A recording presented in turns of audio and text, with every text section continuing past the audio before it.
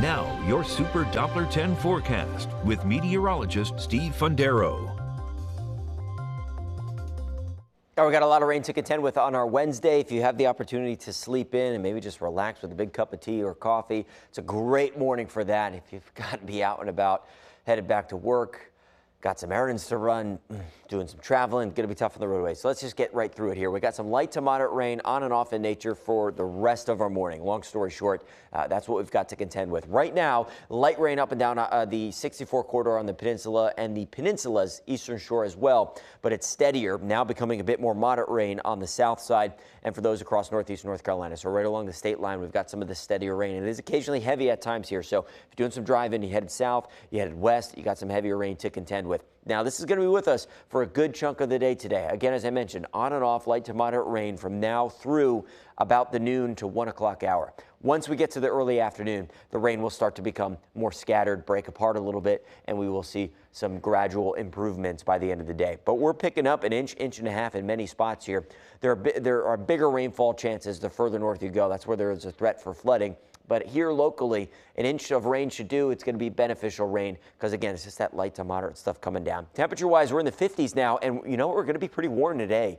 How about low 60s despite all the rainfall? Kind of unusual for a late December day here. Warmest day we'll have this week as this system is very unorganized right now, and there's a lot of components to it. So we got the rainfall and the warm air up and down I-95. So we got a lot more to deal with for the day today. So again, we're not just going to be done in an hour or 2 hours. A lot more rain to contend with. So there's a lot of this moisture and warm air surging up I-95. So that's kind of one component. Stretched out with a couple fronts, area low pressure is out towards the west. Another component. Locked in here is some cold air. So this is going to take some time for us to deal with said system. So this is not one where it's just, all right, rain comes in and then the sunshine returns tomorrow. It's kind of rain comes in today, clouds stick around over the next couple of days, then some cooler air, then some sunshine, then maybe a shower. So it's a little bit of a slow process here.